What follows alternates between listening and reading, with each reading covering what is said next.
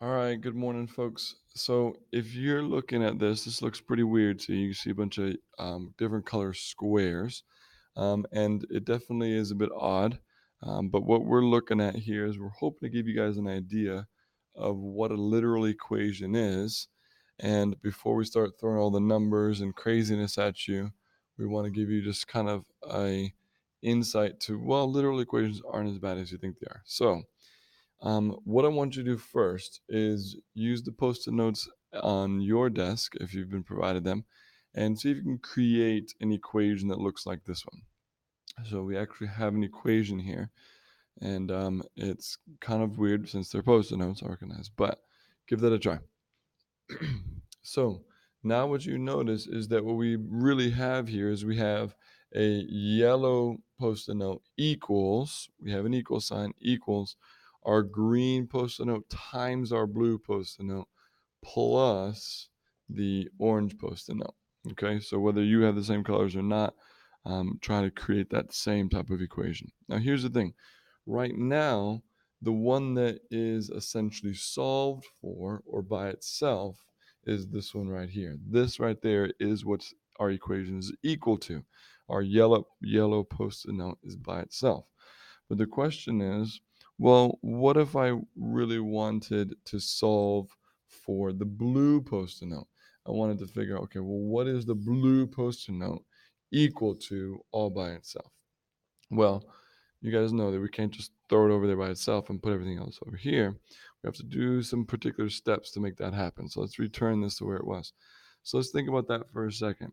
If we are going to try and solve for the blue post-it note, what we have to do is we have to get this blue post-it note alone, okay? But in order to make that happen, we have to move everything else first. So who do you think we should approach or attack first? If you remember back to what we did last week, what we're looking at is how we undo the operations that we see. So I see two operations here. I see addition and I see an invisible multiplication here between the green and blue post-it note. So tell your neighbor which one you think we should do first. Hopefully, you are thinking that we need to subtract because we always undo addition before we undo multiplication. So we're going to need to subtract this orange square from both sides. Okay, so this is going to be kind of silly, but essentially, we're now going to subtract our orange square from this side.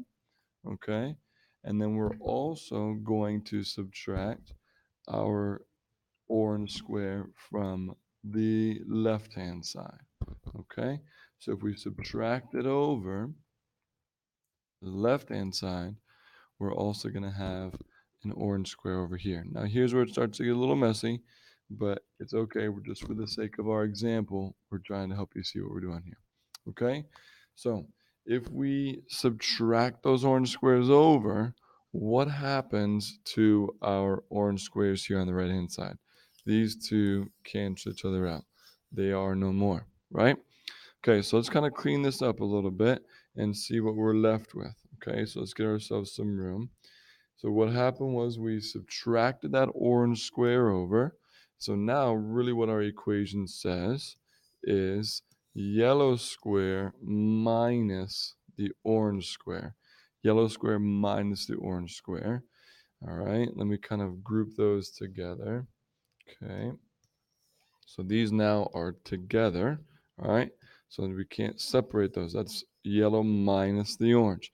Now, coming back up to the top here, we still have our, what's the operation between here? Multiplication. So how do we undo multiplication?